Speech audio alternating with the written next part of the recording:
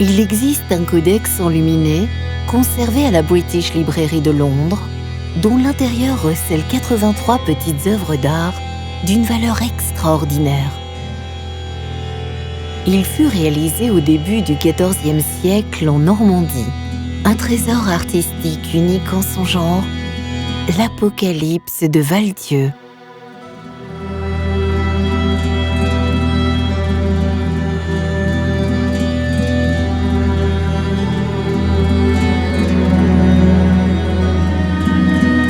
Avoir en main l'Apocalypse de Val-Dieu est un retour à l'art du Moyen-Âge à travers le toucher, l'odorat et la vue.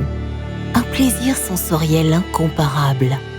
À l'intérieur, des miniatures raffinées d'une demi-page illustrent le texte de l'Apocalypse. On est frappé par la vivacité et le réalisme des principaux personnages, ainsi que par l'utilisation de tonalités chromatiques extrêmement délicates. D'autre part, c'est un manuscrit doublement rare car c'est le seul d'un groupe de 4 apocalypses normandes à avoir les fonds de ces miniatures décorés, en plus d'inclure une traduction du texte en français, probablement à la demande de son commanditaire. L'Apocalypse est le texte biblique le plus riche en iconographie et en symbolique. Tout au long de l'histoire, elle a suscité des interprétations de diverses natures et a éveillé un grand intérêt pour le contenu frappant de ces divers épisodes.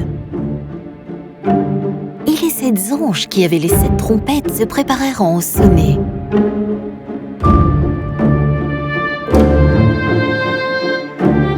Le premier ange sonna de la trompette, et il y eut de la grêle et du feu mêlé de sang qui furent jetés sur la terre. Et la 3e partie de la terre fut brûlée, et la 3e partie des arbres fut brûlée, et toute herbe verte fut brûlée.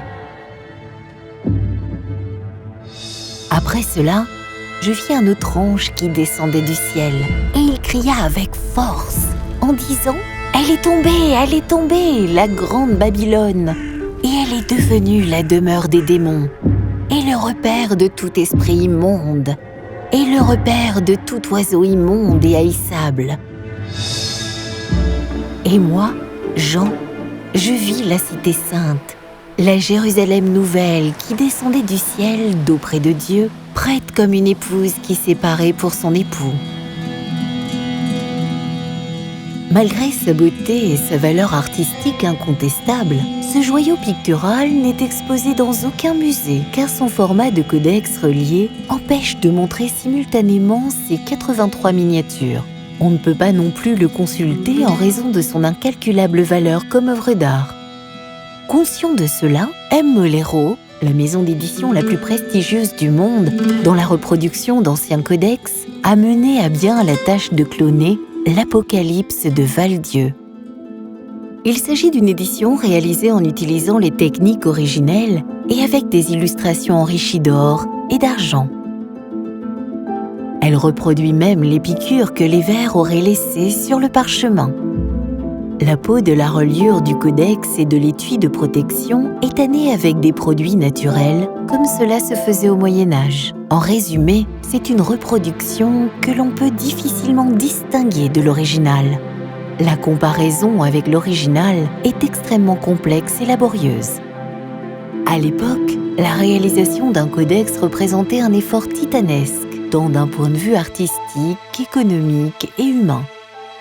Qu'il suffise de rappeler ce que l'on peut lire à la fin de Beatus de Liébana, un codex du monastère de Santo Domingo de Silos, sous la plume de ses copistes.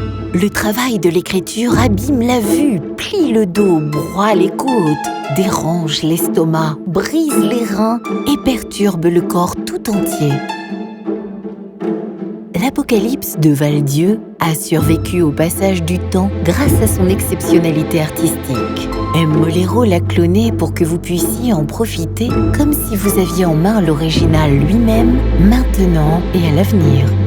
L'édition de l'Apocalypse de Val-Dieu de M. Mollero, éditeur et première, unique et numérotée et limitée à 987 exemplaires, certifiés par notaire. L'édition est accompagnée d'un volume critique en couleurs dirigé par les universitaires spécialistes de renommée internationale Darren Burroughs, Carlene Griffith et Nigel John Morgan.